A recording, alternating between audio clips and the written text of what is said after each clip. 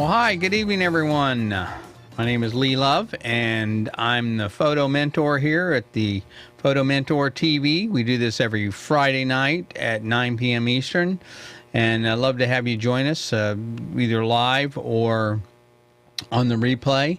Purpose of this show is to help you understand what's going on with photography, help you with your photography questions, and basically help educate, encourage you, and mentor you in your journey. As artists, we're all trying to strive to do better and improve our work, and my goal is to use my background, experience, and expertise to help you do that. So anyway, glad you are here this evening, and we got a pretty interesting show, I think, tonight. A topic that a lot of people are interested in, I believe, and that is a lot of people want to take their passion and turn it into a business. And so I've been doing this for probably 30 years, and my hope is to share some of that expertise with you and maybe prevent you from making some of the mistakes I've made along the way. Let's see here. What else? We also the first Friday of every month we do photo reviews, and love to have you join us for that.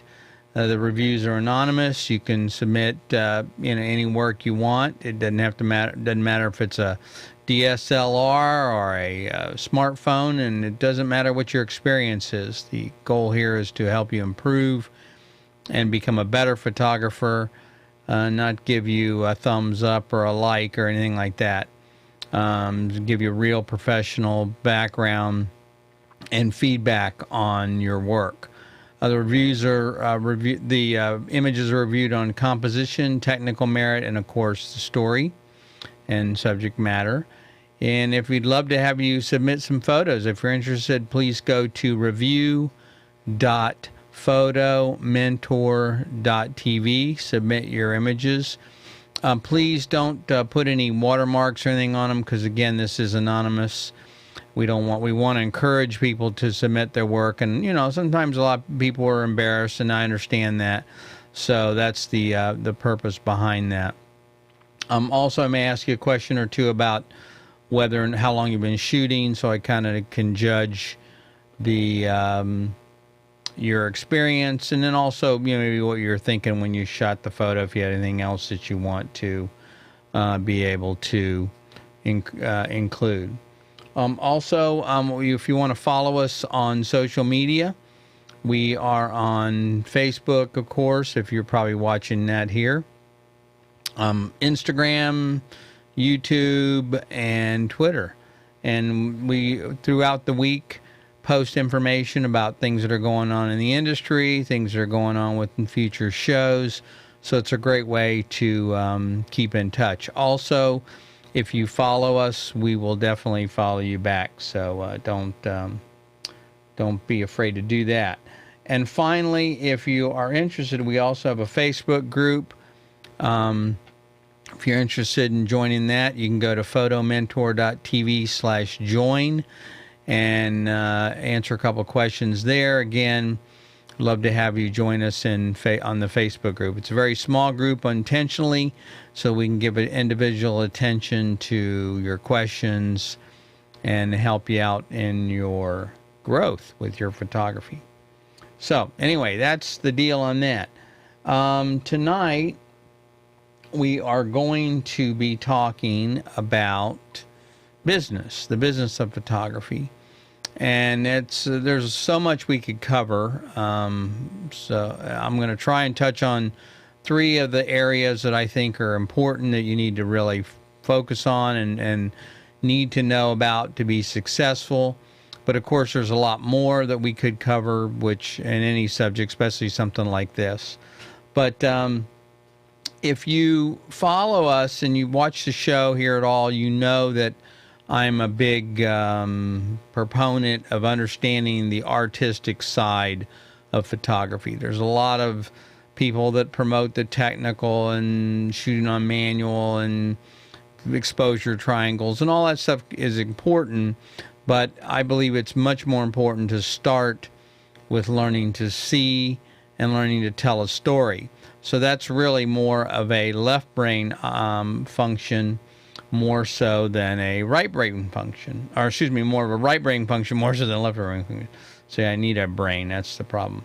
And so if you watched last week's show, which I encourage you to do, we talked quite a bit about the role that the right brain plays in understanding the language or the 7 elements in art, which are line, shape, form, space, texture, value, and color. And again, then on the left brain, talked about how the left brain is involved in learning manual mode, aperture, f-stops, you know, that type of thing, inverse square law, all the mechanics, as I call it, of learning, you know, photography. But tonight we're going to do a little different. Tonight we're going to suppress the right brain, right hemisphere, and we're really going to talk about the functions that really are mainly handled in the left hemisphere, the left side of the brain, unfortunately. And those are things like running a business, customer service, branding, you know, ideal clients. I'm going to touch on what I call Italian versus Chinese, the 80-20 rule, pricing, and a number of other things.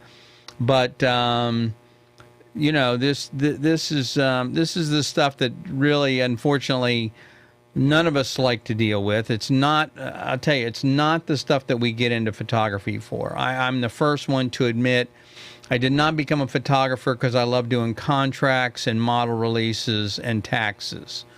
I'm the worst at that, actually.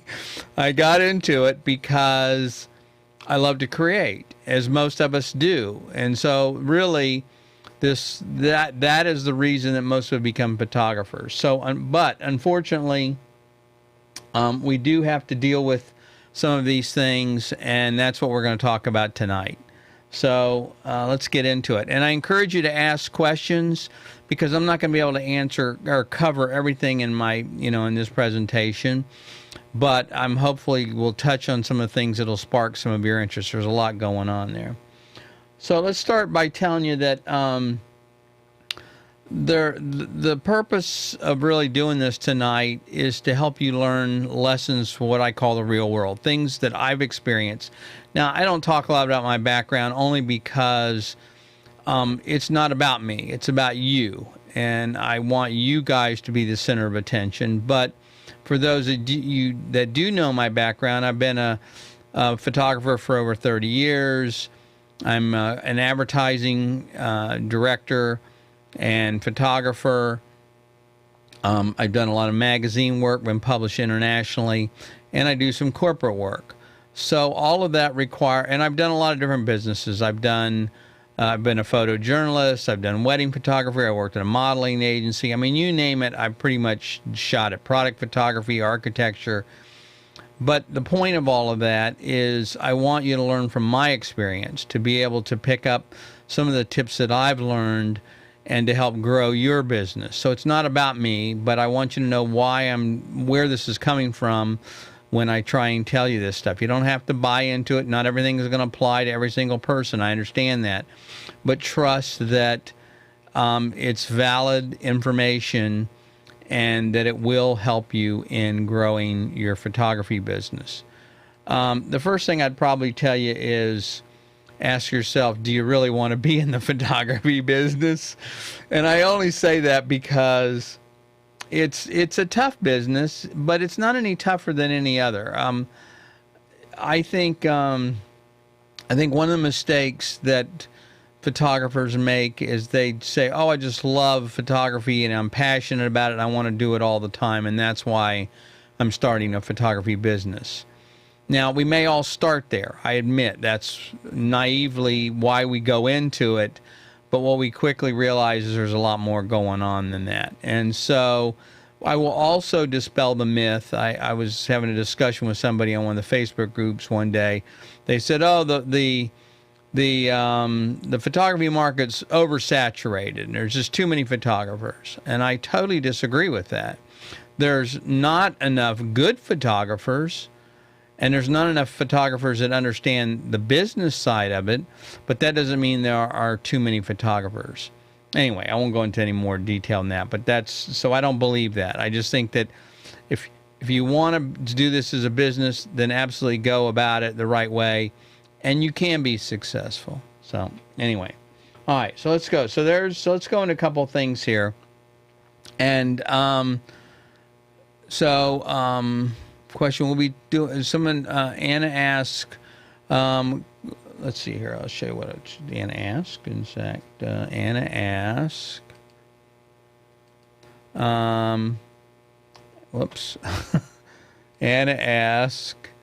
Question: we'll be talking or learning Photoshop or Lightroom. Not tonight. I did do actually a 2-hour presentation or training on that, but I won't be talking about that tonight. I can touch on it in the context of the business aspect if you'd like. You know, if that's helpful. But I think they'd probably be better to save that for another night. If you're interested, though, in me doing a Lightroom and kind of a scaled down Lightroom and Photoshop session, I'd be glad to do that. That's maybe a good suggestion that I hadn't thought about before. Okay, so back to where we were. So the first thing, let's talk about a myth that I talk a lot about, and that is the pro versus the amateur. Now, a lot of people will say, "Oh, I'm not a professional. I'm just an amateur." And I immediately come back and tell you the same thing if you ever mentioned this to me. And that is, my comment is, the difference in being a professional and an amateur has very little to do with the work. In other words, I've seen some amateur photography that is just amazing. It will blow you away. Probably it's better than my work. Okay, and I'm not proud to admit that, but it's true. So it's not about the work. The difference, though, between a professional and an amateur, as I describe, as a professional, we have to shoot what our client wants. As an amateur, you shoot what you want. So, for example, if it's raining and you've got to shoot that morning, and you know you're a wildlife photographer and you're just doing this for a hobby, an amateur, then roll back over, pull the covers up, and go back to bed. But as a professional, I'm not allowed to do that. I have to be on set. I have to be there to provide support and services for my client. If it's raining, they may expect me to work around that. It's not uncommon to do that. If it's cloudy and we were hoping for sun and it's not that way, then guess what? You have to figure out how to solve that problem. So the point is, the biggest difference I define a professional and an amateur is not so much the quality of the work, which a lot of people tend to think that's the deciding factor and determining factor. It's not. And that is, the professional, it's a job. We have to show up. We have to do the job no matter what the situation is. And as an amateur or hobbyist, you're not obligated to do that. And so there's a tremendous amount of freedom in that. And I want to I also want to try and, before I end, I want to tell you something about, tell you about personal work. I want to mention that to you as well.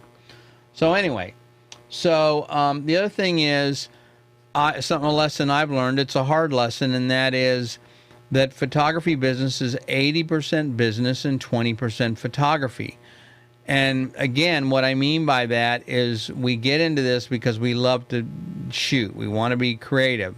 So wouldn't it be great to be a photographer all the time, and that's what you do for a living, and you can shoot anytime you want?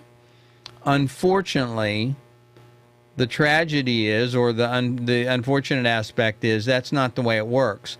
I find that I probably spend 80% of my time working on the business aspects of photography and only 20% doing photography. And the reason for that is that, I mean, it's going to depend on the kind of photography you're doing, by the way. Maybe if you're doing newborn photography or families, maybe it's not quite that way. But as a commercial photographer, I'm dealing with, again, taxes, financial aspect, Marketing. Marketing's a huge aspect of our business as a photographer. Okay, contracts, model releases, anything that I'm doing that takes me away from shooting is the business aspect. Then, so there's a lot of that that's required that you may not be expecting to think about or they have to deal with, but unfortunately, it is. Now, but if you love photography, it's just part of the job. It's just part of the business. Every job has those things that we're not really thrilled about doing, but you have to do them anyway because that's the job. That's the way it works. So I believe, in my experience, the photography business is 80% business and 20% photography. And I think you'd find that same thing in many other kinds of work as well. The other thing that I would tell you is it's about your client, not about you. Now, again, what I mean for that is that we get into this because we want to create. We're thinking, oh wow, I want to do these beautiful images. What a beautiful couple, family, product, whatever you're photographing. And so it's easy for us to get hung up on why we're doing this. And the reality is, it's not about us. Well, at least you shouldn't be about us, okay?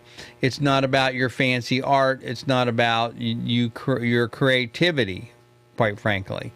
Now, I'm going to tell you a little bit about how to change that, but your first and foremost obligation is to your client. In other words, as I said, first off, I'm there to shoot what my client wants, not what I want. So I may come up with ideas and things I want to submit, but they may reject them. They may not want to go in that direction. It's happened many, many times, but that's okay because that's what I get paid to do. Now, you don't want to just be a button pusher, don't get me wrong, and I'm going to talk about that in a minute as well. But the point is, you really want to make sure that you're focused on what the client's needs are, not your own. It's not about making pretty pictures. It's about providing the quality of the work and the message that the client needs, the type of work the client needs. And again, I'm going to dive into this a little bit more. Okay. It's also not about the quality of your gear. Once again, professional versus amateur. People are like, oh, I'm not professional. I'm just shooting with a D3500 or a Canon T7i or whatever like that. Look, I don't care what kind of camera you're using. That has nothing to do with it. It's got to be, look, if you're charging, you're assumed to have some level of quality. All right, you're probably not using an iPhone. You're probably using something a little better than that, although they're pretty darn good nowadays. But the point is, it's not about the quality of the gear. I have seen many, many photos in magazine covers and things like that that were not the best, but they were still there because it told a story. So don't get hung up on the gear. You want to have the best quality. You want to be able to have the tools that you need to do the job, but that does not define you as a professional. You can go out and spend $50,000 on camera gear and your work will still suck. Believe me, I've been there many times. And the last thing I tell you that a professional versus an amateur is trust. Meaning the client has to have trust in you as a professional. Yeah, so there's many, I'll give you a quick scenario. Again, I do a lot of advertising work. So there's many jobs that I've wanted to get that I couldn't get for some reason or another. But one of the reasons is because they already have a photographer they're working with. Now, maybe my work is better than the photographer they're working with. I've seen this many times. There's nothing wrong with that. But the problem is their job is on the line. Okay? They trust that photographer. There's a relationship there. And they know what that photographer's work is going to produce and how it's going to work. And they've got a working relationship. So it's not just about your work or your gear or even your price. It has to do a lot with the trust and the relationship you have with that client or that person. So therefore, That's a big part of being a professional. It's something that you do, and I know there's many other people I could bring in to tell you about other industries as well that got work over somebody else because the client trusted them and they knew what they were going to get. And even if there's more expensive, they would still trust them more. Because think about it. Let's again go back to my scenario. If I'm doing an ad campaign for a client and they don't know me, they've never worked for me, they see my portfolio and they think my work is okay, and they think that what I'm going to come up with will solve their client, because typically advertising is done through an ad agency. But if I screw it up for whatever reason, my equipment fails, maybe I don't know what I'm doing, maybe I'm in over my head, who knows? But if I screw it up, or even if I don't screw it up, but I don't meet their expectations of what they're thinking I'm going to provide them, they could lose their job. So it's not just about me, it's about them. They're putting their job on the line by hiring you in a commercial and in a client situation. So think about that next time you're trying to do some work, even on a smaller scale, okay? There's an investment that they're making, and therefore they have to trust that you're going to provide the results that they're looking for. All right. So, and again, here, just, I agree. So it's a huge part, and that is that Anna says marketing is amazingly important. I mean, I can tell you story after story of companies in the IT industry that are no longer around. They had much better technology, but they didn't have the marketing. Now, marketing is not just convincing people to buy something they don't want. That's not the purpose of marketing. Marketing is communicating your message and your value to the client. But we'll talk about that in a minute. Okay. All right. So the next thing. So the first point is really, when I say I said three reasons you won't make it in photography business. And that the first one is you don't understand the concept behind professional versus amateur and what it means to be a professional. You can still be a professional and not even charge money, okay? But a professional has a certain set of criteria and work ethic that they have, and that's what makes you professional, among other things, not just your gear or even the quality of the work. So that's the first reason that would cause you not to make it in the photography business. The second one is that you don't realize you're not in the photography business. What I mean by that is it's not about photography. Now, this is the thing that most people don't understand. What do you mean, Lee? It's not of course I'm in photography business. I'm providing them photography. No, you're not. You're providing them a service. You are in the service business. It doesn't, think about it. It doesn't matter. There's hundreds and hundreds of photographers, let's say, in your town, in your area. Okay, what's the difference between one and another? It's not just the work. It's not just the price. It's the service. They can go anywhere and find a photographer, right? But as I said before, it's the service. It's the relationship that you're able to build with that client or family member or mother or bride or whoever you're working with. So you have to remember you're in the service business. It's all about service. If let's say there's 3 photographers, and all 3 photographers are the same price, and their work is exactly the same. It's exceptional work. You couldn't tell one from another. You could mix them up. They couldn't decide. The work, it's not about the work. It's not about the price. What then is the deciding factor? What is it that you would decide over one photographer or another then? If it's not the price, which it shouldn't be, and it's not the work, then what is it? It's the service. It's the way you're going to treat the client, the way you're going to provide the services, the way you're going to go above and beyond, the way you're able to get in tune to the client. So one of the things that I do is when I work with someone is I want to know what their expectations are. I want to learn as much about their business as possible. I want to know what they're trying to accomplish. I want to know how they're going to make a living, how they're going to use my work whether it's a family member or whether it's just somebody that's, whether it's an advertising client or a magazine or whatever. I want to know what their expectations are. That's part of being in the service business. I need to know what service they expect.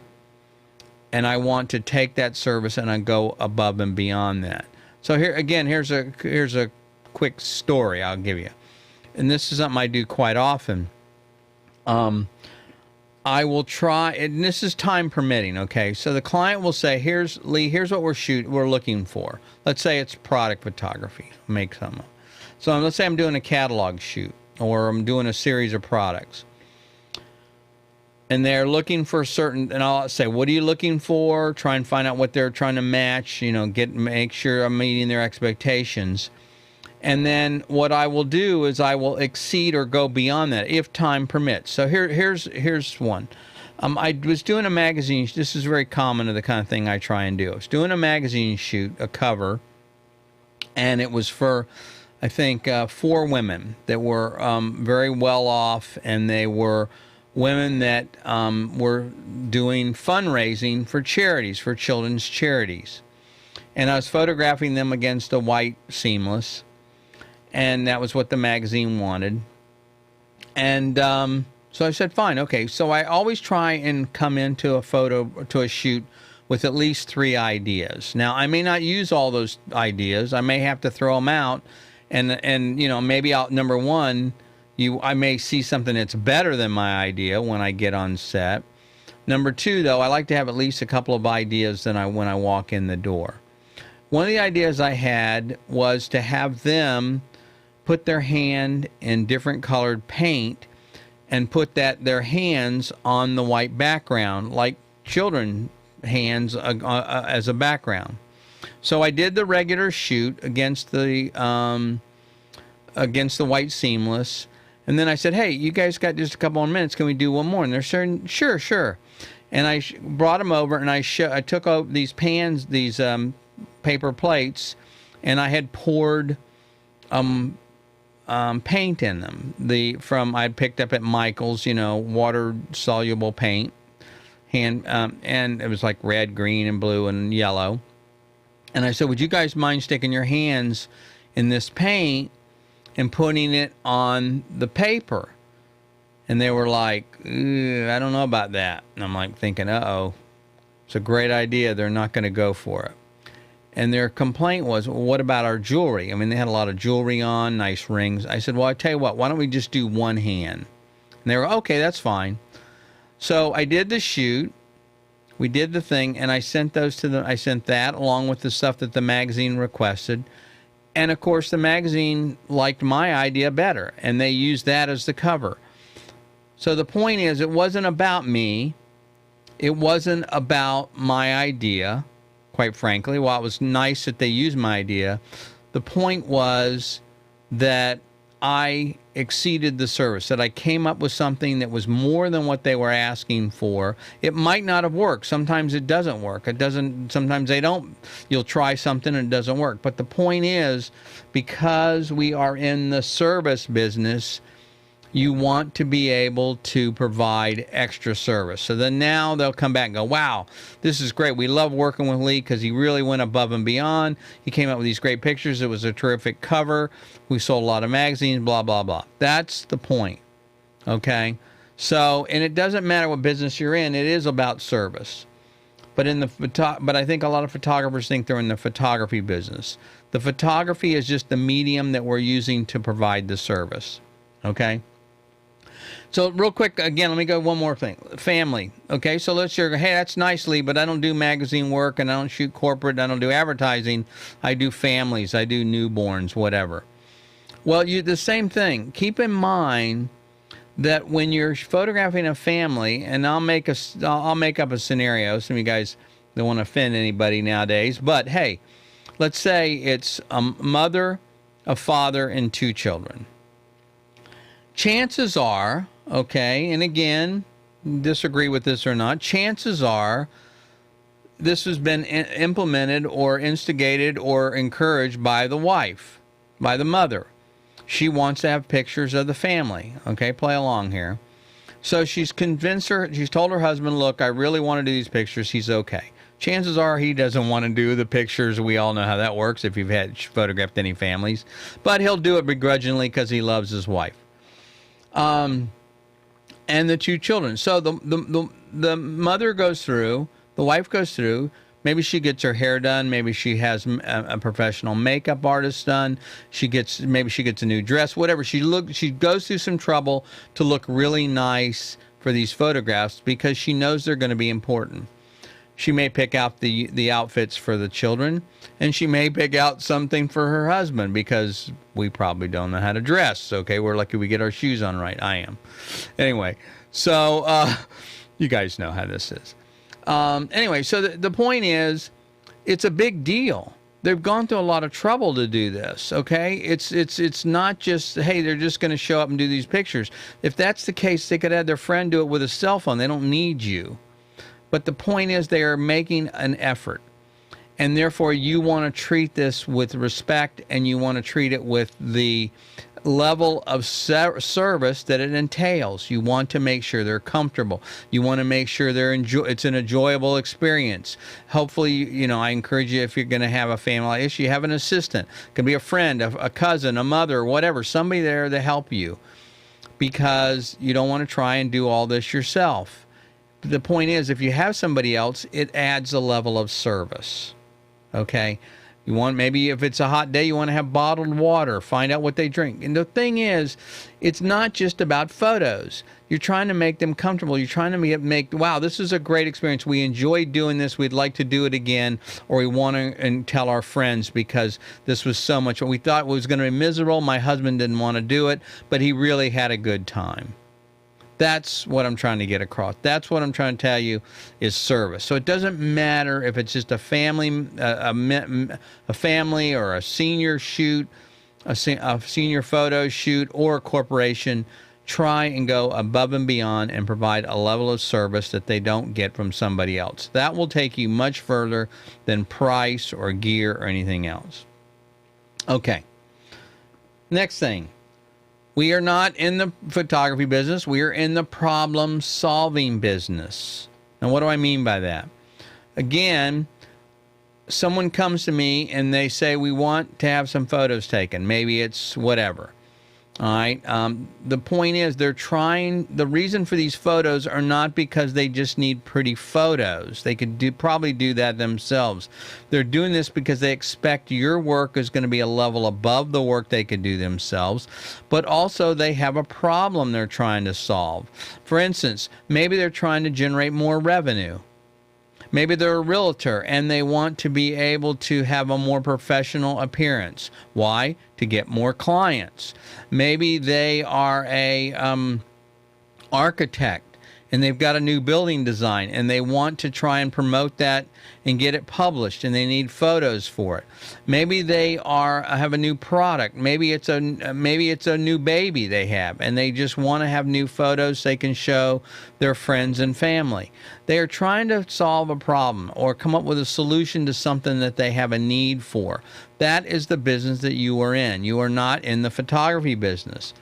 And so you have to keep that in mind when you're approaching your photo shoots. You want to make sure that you realize that, okay, if I were in their position and I were hiring somebody to do this, what would I be asking? What would I be expecting? What problem would I be solving? Okay? If you want to replace your dishwasher, you're not just doing it because you just want a new dishwasher. Chances are there's a problem with the old one. It's taken too long. It's not washing the dishes the way it was. Whatever the problem may be, there's something that they're trying to solve, a problem they're trying to solve.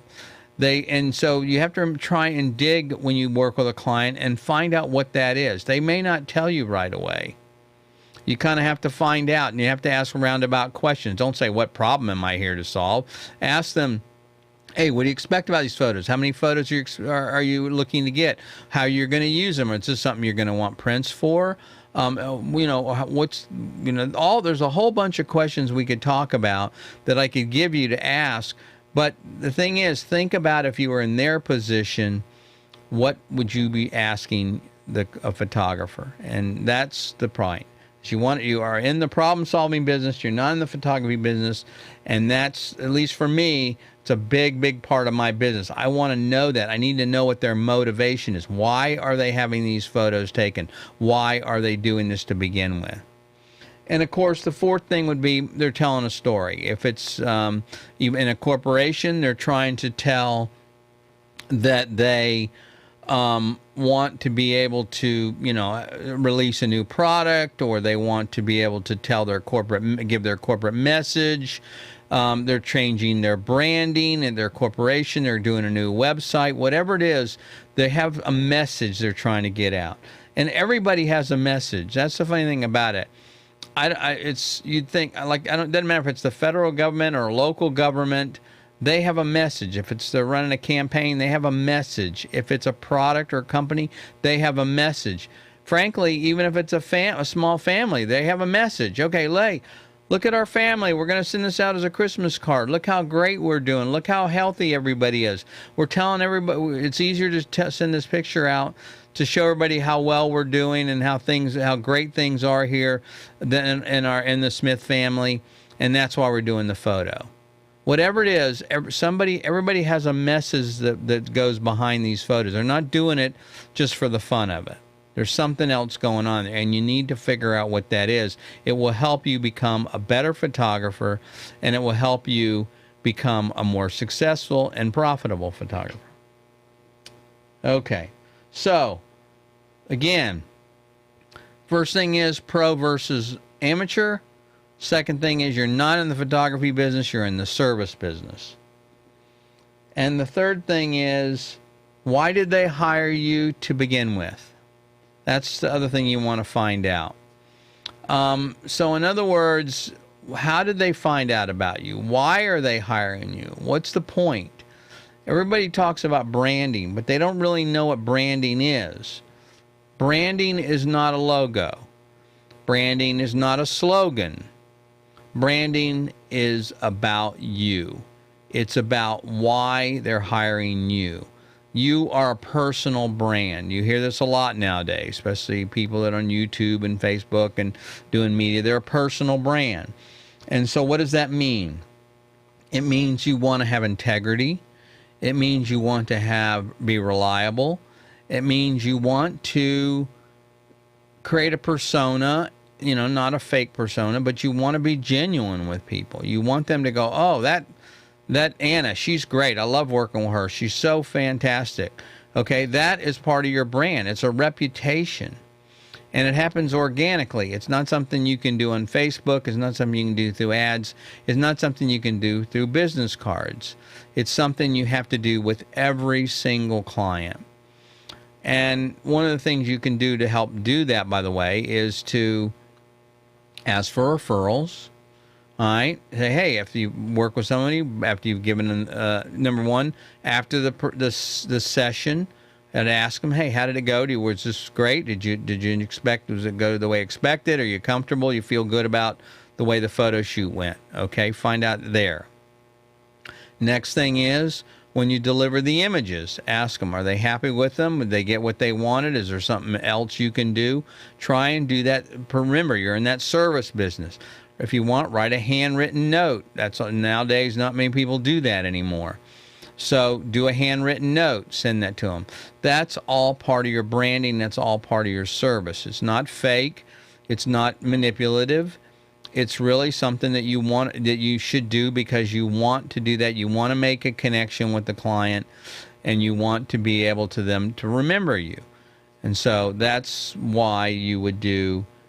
That's what a brand is all about.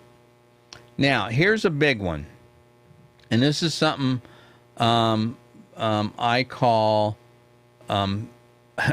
it Chinese.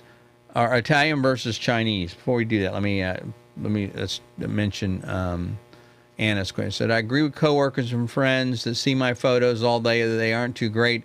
I'm getting there slowly in relationships.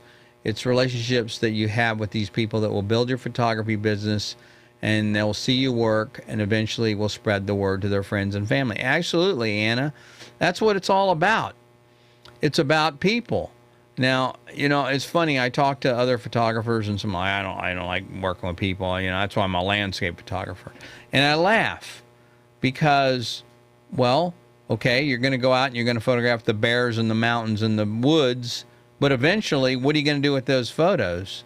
You have to deliver them. You have to do something. If you're going to be a fine art photographer, you still, a gallery, somebody has to buy them. You have to be willing to tell your story about the photos. So it never ends. You have to be a people person. You have to be in the service business, regardless. Even if you like to go out and shoot and photograph bears and the woods, you still are in the people business. I'm lucky enough that I love people and I love photographing people. It's my favorite subject. They're all unique, and I learn something from every single person that I photograph. In fact, I'll be frank with you. Sometimes I feel like I should pay them. I enjoy it so much. I don't, of course, but, you know, just in case. Anyway, all right. So, yes, that's important, and it is a people person, and that's how you get your reputation built. Okay. So, Italian versus or Chinese. Now, what do I mean by that? Again, analogy. Would you go into an Italian restaurant and order sushi or pot stickers or, you know, lo mein? No, you would go into an Italian restaurant because you had an urge for Italian. You wanted Italian food. That's why you went there. Okay? All right, so Lee, what I don't understand. What does that mean? You went into an Italian restaurant. Why? Because number one, you knew that was their specialty. Number two, you knew they were really good at Italian food. And number three, you had a desire for Italian food. The biggest mistake a lot of new photographers make with their website, and by the way, this I could cover all this, but this is, again, more detail. I go into this in Photo Mentor Academy. We're going to be launching soon. But the point is that the mistake I see people make is I go to their website and I'll do an evaluation. I'll look at their website and review it for them. If that's something you want me to do, send me an email to help@photomentortv. I'll be glad to help you guys out. Send me your website link. Ask me to look at it. I'll be no charge. And I'm happy to give you some feedback on it. But what happens is I go to their website and I can't tell why I would call them or why I would contact them. There's weddings on there. There's architecture on there. There's fine art on there. There's families on there. There's products on there. There's their travel photos on there. And the mistake people make is I don't know when to call. You do everything, okay? So you're like, that'd be great if I want to go to a buffet. If I want to go to Sizzler or whatever a buffet is nowadays. I don't even know. I haven't been to one in a while. If you want to go to a buffet, that's fine, okay? But if you don't, and you're looking in your wedding, looking for a wedding photographer, then you want to go to somebody that does weddings and that's really good at it, or at least specializes somewhat in it. I'm not saying you only have to do weddings, okay? I'm not saying you can't have more other genres of work on your website. But if you're all things to all people, they will not know when to call you. And it's the same thing as the restaurant, okay? If I'm in the mood for Italian food, I'm going to look for an Italian restaurant. If I'm in the mood for Chinese, I want to look for a Chinese restaurant.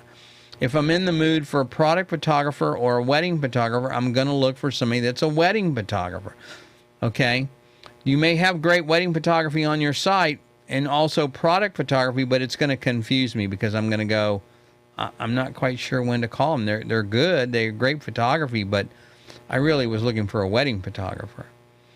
So if you want to do other kinds of work, and I'm talking like drastically, like fine art, and wedding photography, and I'm just picking on wedding photography because it's so different, then build another website with another domain or something like that, or put it under a different category they have to find, or put it under something called personal. But don't put it on the main page and don't display it prominently. I'll give you a little secret. I do lots of different kind of photography. I mean, look, I've been doing this long, and I can shoot just about anything you want me to photograph. I'm not a newborn photographer. I've I've been hired to teach people how to photograph newborns and how to light newborns, but I wouldn't call myself a newborn photographer. But I do product photography. I've done many product campaigns. But you go to my website and guess what? It's not there. You won't see any of it there. Why? I don't want people to think of me as a product photographer. I'm a commercial advertising photographer. Can I do products? Absolutely. Let's talk about what you want to do, and let's see if I can talk about the scope of work. So it's the same thing with you. Don't be all things to all people. Now, I know when you're starting out, it's hard. You don't have a lot of work. You don't have a lot of genres. You don't have much to show. And that's a whole nother discussion we can get into. It's called personal work, but we don't have time to do that tonight. But try and pick. You don't need 40 images in your portfolio either. You need maybe 12. 15 would be great, but you could do 20. But you don't need a gazillion photos. What you need are the best of the best. So keep calling those out, make the best of the best, and don't put too many of the same kind of photos. Meaning, if you shot a wedding, don't put 10 of the same wedding. Only put 2 of that wedding, 2 of a different wedding. Anyway, we can get on. I don't mean to go off on that. So specialize, or at least make people aware of what kind of photographer you are when they go to your website. Don't be all things to all people. We talked about reputation and consistency. So when people hire you, that's why one of the things, oh, we've heard really good things about you.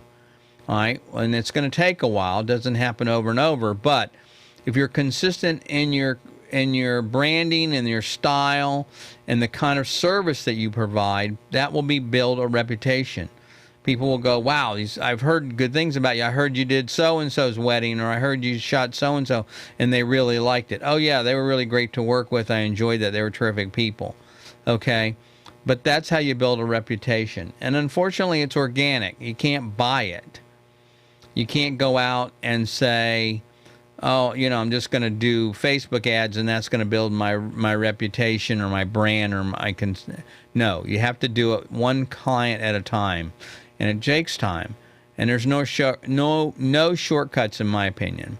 Now, there's been some people that have made it really big quickly, but it's not very common. Okay? So hopefully this has been helpful. Now, as a bonus, I said there were 3 things, but I'm going to do one more for you guys, and that is pricing. This is a big, we could go into a lot of detail with this, but I wanted to at least touch on it for you because I know it's a big issue. The first thing you need to think about is who is your ideal client. Picture your ideal client, meaning if you want to photograph seniors' portraits, and you want to start with that, and that's really what you want to be known for, who would be your ideal client? Now, okay, you could say, oh, it's a senior graduate. Well, there's got to be more than that. Okay? Do you want to do couples? Do you want to do men, women, whatever? There's a lot of different ways to do it. But the point is, you want to figure out who is there an ideal client that's in a certain category, as far as financial category. Maybe you want to do stuff just for free to get started. I mean, that's the point is you have to figure out who your ideal client. I know who my target audience is and my target client, but you have to figure out who that is for yourself. The other thing is, do you want to be a Walmart or a Tiffany's? And I don't think I spelled Tiffany's right. That doesn't look right to me. And I have to ask Sue Ann if I spelled that right. I know the spell checker said it's right, but I think that's different. I think it's a different. I don't think they spell. Anyway, so do you want to be a Walmart or a Tiffany's? My point is, what do you want to be known for? Now, both of those companies make money. There's nothing. It's not because one is less expensive than the other. All right.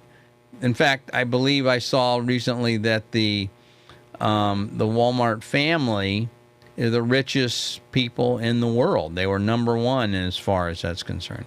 So they make plenty of money, but their clientele is different. So here's an analogy I heard that I thought was pretty good.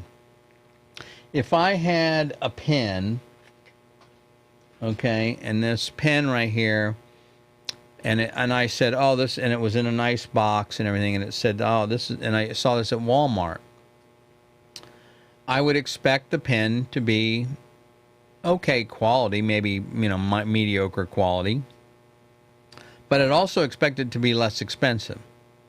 Now, if it came in a velvet lined box and it had Tiffany's on it and a ribbon around it, before I open it up, I'd probably expect it to be 5 times what I paid for the Walmart pen. It could be the exact same pen. All right, there's no reason it couldn't be. It could be both gold-plated. But your impression of one over the other is your expectation. Your expectation of the Tiffany one is going to be worth more or cost more. The Walmart is going to be less expensive. That is part of defining your brand and defining your client. Do you want to be a Walmart, go after a Walmart customer and do 10 shoots for, I don't know, $10? Or do you want to go after, be a Tiffany customer and do 1 shoot for $100? Okay, that's what you have to decide. And so otherwise, so again, the point is there's nothing wrong with either one of those. They both make money, and I'm not saying one is better than the other. I'm just saying you have to figure out where you want to be in your clientele. The third area is you don't want to be what I call a chimp with a camera. And there's so many people that are doing this. This market is oversaturated. And that is, hey, I got a nice camera and I'm going to do this for $20.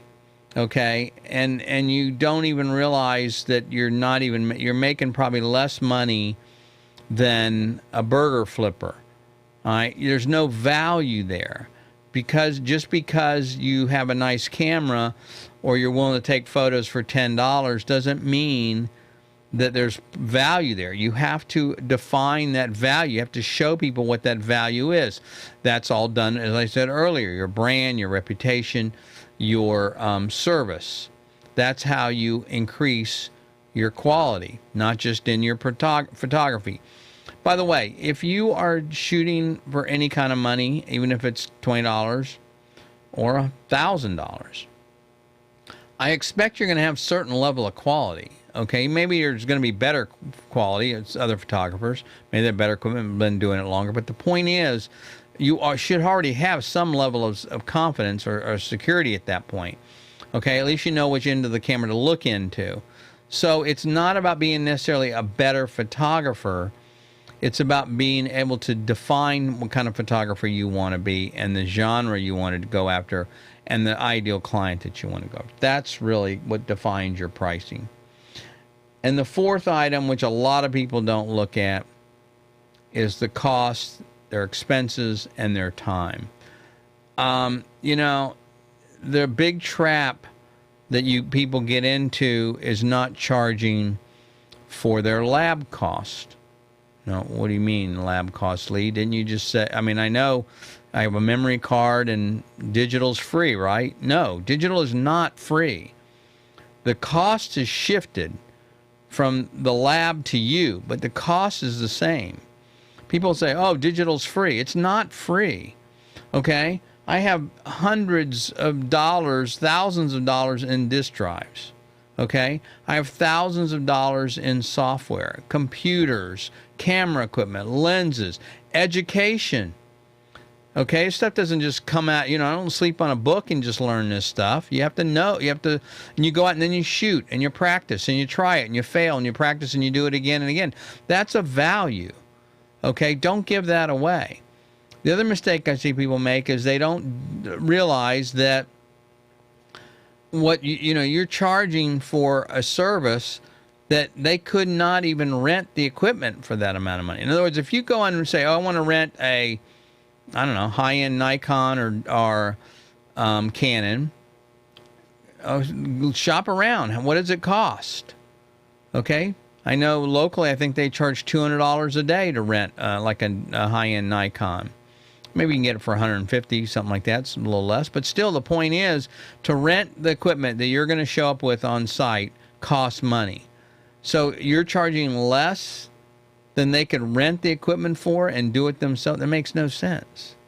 That's silly.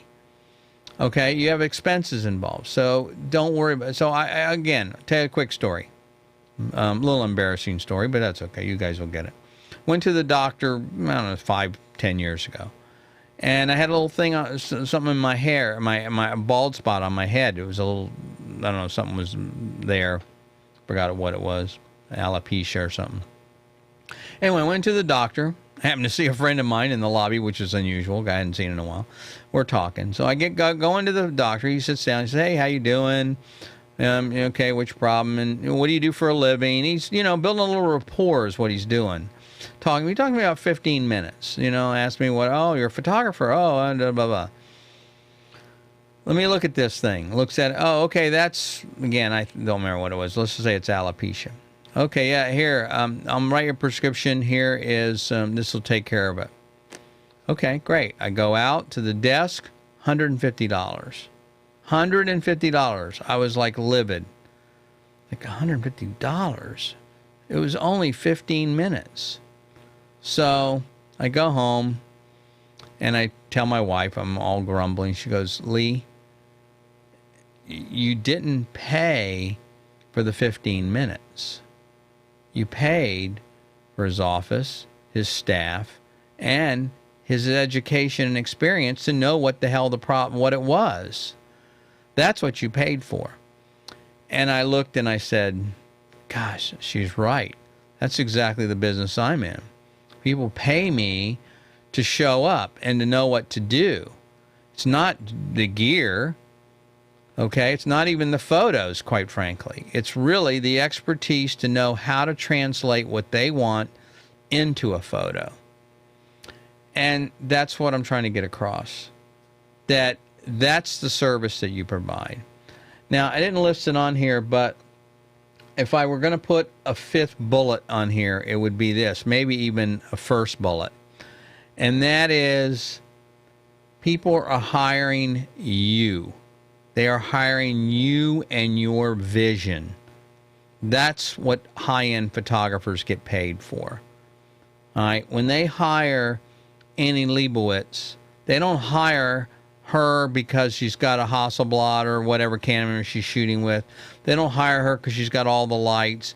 They hire her for her vision and her creativity and what she brings to the shoot. So they come to her and they say, "Hey, we have this idea. How would you shoot this?" So that's the ideal client for me. Is when a magazine or maybe an ad agency comes to me and says, "Lee, we have this product. Here's our storyboard. This is how would you shoot this product or this campaign?" That's what you want. That's where you make the dollars, because you're unique. They're hiring Anna because Anna, we love and we saw your work. It's not like we want that photo. We want what you do. We love what you see. We love how you see, Anna. That's what we're hiring. That's where you want to get to as a photographer. And when you get to that point, you know you've made it. It's not about photography. It's not about the gear. It's not about it's because you have a vision and a way to articulate that and compel and create that vision. You could hire, and I know photographers that do this. I mean, look, I've hired, when I'm doing an ad campaign, I don't do it all myself. I hire assistants. Okay, and I say, okay, I want a light here, light here. They set the lighting up. I don't set the lighting up. Why would I? I'm there working with the client. I'm trying to design, come up with a concept, make sure I know what they want. Okay, I'm not doing all the work. They hired me because of my creativity and my experience and my reputation. That's where you want to get to. Even if you're doing family photos, it's the same thing. You want them to say, "Anna, we love the way you did this photo. That was just so creative. How'd you come up with that? We'd love for you to do something like that for us." So that's, I think, one of the mistakes a lot of photographers make is they think it's about the gear.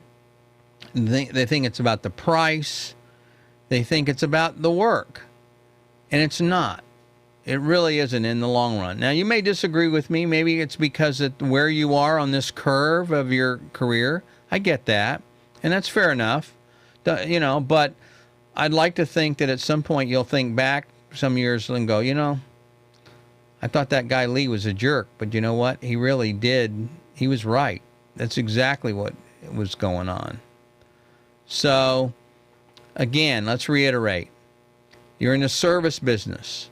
You want to be providing a service. Think of it as a service. Your product's exactly the same as somebody else. There's always going to be somebody more expensive than you, and there's always going to be somebody less expensive than you. So it's not about price. It's about service. Okay? Professional versus amateur. Professional has a reputation. They approach the job differently. They follow through on their commitments, and they provide a level of service. Okay? And the last thing is, it's about differentiating. You want to have different. You want people to know, oh, Anna, she's great, man. I love her work. You see what she did with Bob and Sue and whoever? Amazing. And that's not about how sharp the picture is. Okay? It's not about whether you use a 50 millimeter or an 85 millimeter 1.4, which everybody on these forums and groups all talk about. It has nothing to do with any of that. It has to do with how you see and your vision. And when you get to that point, I trust me, it's not about price. Now, there's going to be a price point there, but if you're the person they want and they really want your vision, they'll pay for it. I'm telling you, they will. It's hard to get to that point, but that's where we want to get to as photographers. So, anyway, I think that's probably all I had for tonight. You know, I know we've gone through a lot of stuff here, and I know it probably was maybe it was what you're expecting, maybe it wasn't. But again, this is all left brain stuff. I much prefer talking about, you know, about the right brain stuff. But, okay, so hang on here. So we got a question. I didn't see it. So I guess it comes in. It was on one of the other streams we were doing. But luckily, Sue Ann says, a question from Mike Peters. Says, what type of gigs do you comfortable giving up your photo rights to versus those gigs that you're not willing to? That's an excellent question, Mike. And it's tough. It's getting tougher and tougher nowadays because what happens is clients want those rights, those photos. So here's the way it works real quickly in the advertising in the commercial world. And it's changing, but this is the way it traditionally worked. I own the rights to all photos. As a photographer, so do you. You push that button, you own the copyright to that photo. When you get hired by someone, they are licensing those photos from you. They are not buying them typically. Now, that's changing, like I said. So it's not what we call work for hire. If you were an employee of a real estate agency and they had you go out and shoot photos, that's different. They own those photos. But even if you're paying you to go out and do some work and you're freelance, you own those photos. So the question becomes, do they want to own those images?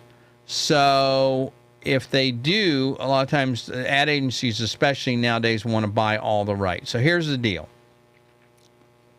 A couple of things. Number one, I will sell the rights to some photos, but I don't like to do it. And I've only done it one time, and I try really hard not to. And here is the point about the service. I know it's going to be a convoluted answer, sorry.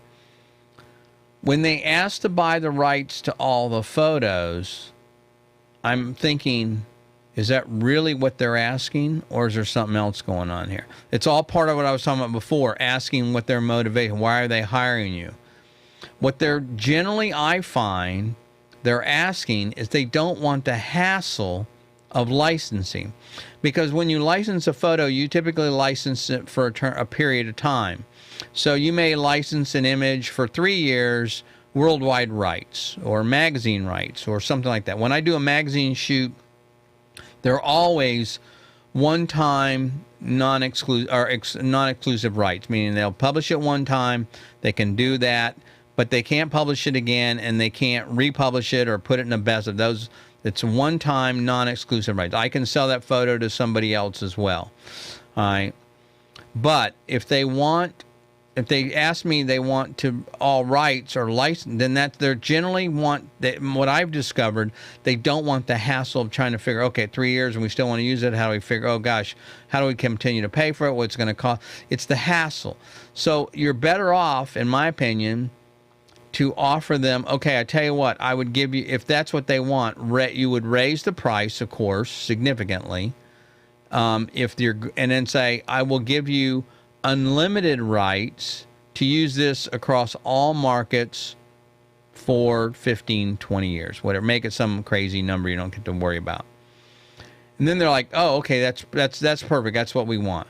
Because they don't want the hassle of having to manage the rights. That's the problem. It's not that they don't really want to buy it, it's they want to buy the rights. It's that they really just don't want the hassle of managing the rights. Now, where they will want to buy the rights is if they want an exclusive. So if it's something, now if it's a product or something that they, with their logo and their brand, I'm not going to remarket it or sell it to anybody else anyway, so it's not a big deal.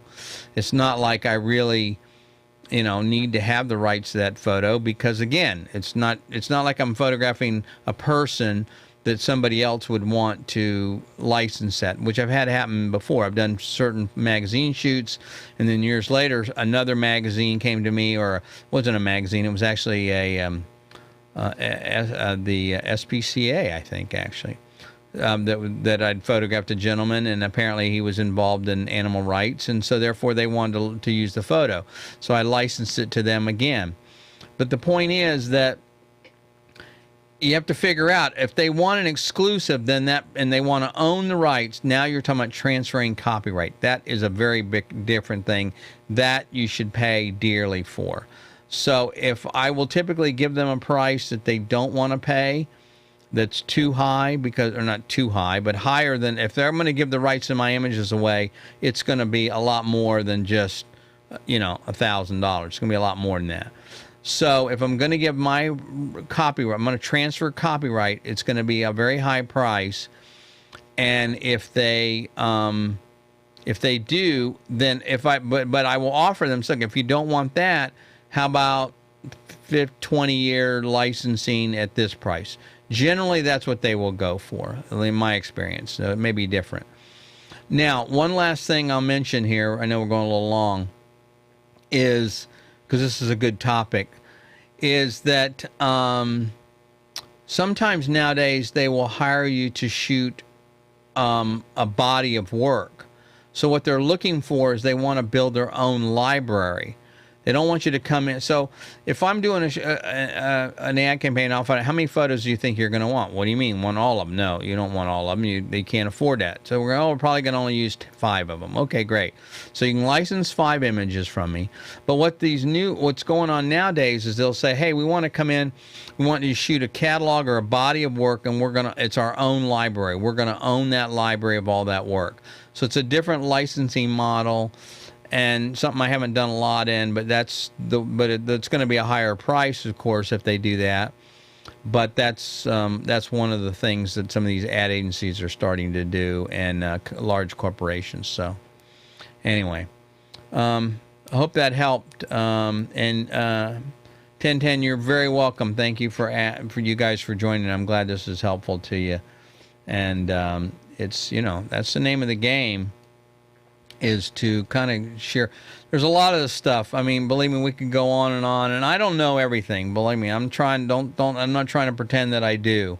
But I do want to share what I do know with you guys and what I have had experience in. And if you have questions, again, I mentioned this before, shoot me an email. I'll be glad to help you. Or if I know some of you guys I noticed are members of the Facebook group. Then if you are, we post information in there. I'm always willing to help you in answering questions, especially about business issues, because I know it's very difficult to get answers on this kind of stuff. There's just not a lot of good information out there. So anyway. All right. I think that's about it. Let me just remind you guys real quickly before I let you go that, again, photo reviews, first Friday of the month. And so if you have any images that you want to have reviewed, you can submit at any time. They are anonymous. Any camera experience, it doesn't matter. And the reason is I want to encourage you guys to submit work, even if you don't think it's the best work. It's okay. This is not going to get an award for this. It's not a contest. It's an attempt to help you become a better photographer. So submit your work. And again, it's reviewed. This is one of my pet peeves. I'm sorry, I got a lot of them, I guess. One of them is I see these people post stuff on Facebook over and over and over again and say, hey, can you give me constructive criticism? Hey, yeah, this is great. Thumbs up, beautiful. I'm looking at this. It's a frickin' sunset. I've seen 1,000 of them. Okay? There's nothing special about it. I'm sorry. So this is not a popularity contest. I'm not going to give you a like it or don't. I'm going to tell you whether it works or it doesn't work, and if it doesn't work, why it doesn't work, and if it works, why it does work. I want you to improve. This is not a thumbs up or a thumbs down. It's not a like. It's real photo reviews on your work. So anyway, I encourage you to do that. And the other thing is be sure and follow us on Facebook if you're not doing that already, Instagram, YouTube. I really would like to see you guys join our YouTube channel. Subscribe. We got a whopping 52 members. I'd like to get 100. That would be great. So anyway, if you guys are up for that, but you don't have to. If you just feel like it, that would be helpful. And Twitter. We're on Twitter. Use that. If you're a Twitter user, that would be also beneficial. But the other thing is that I forgot what I was going to tell you now. Darn. It was about the Twitter, Facebook, photo reviews. I don't know. Who knows? Probably didn't mean anything. Anyway, hey, listen. Thanks, guys. Appreciate it. I'm glad you're here. I really, and I appreciate the feedback. Oh, I know I was going to ask you. Share this stuff. If you find a video and there's information you think is beneficial, send the video to somebody. Send a link to them. Share it to them. Share it with them. There's a lot of people who don't know that we're doing here, and I think a lot of you realize this is good information. It's information you can't find in a lot of other places. So share it. Don't hold on to it. Help other people. So anyway. A lot of cool things going on. We're going to be making an announcement next week on some things I've been working on for about a year. Way overdue, but I think you guys are going to like it. And I'm going to be reaching out to some of you guys individually that have been following, and I appreciate your help and your I don't know, your loyalty, I guess is the way to. Anyway, hey, listen, thanks guys, enjoyed it, and have a good weekend, and happy shooting.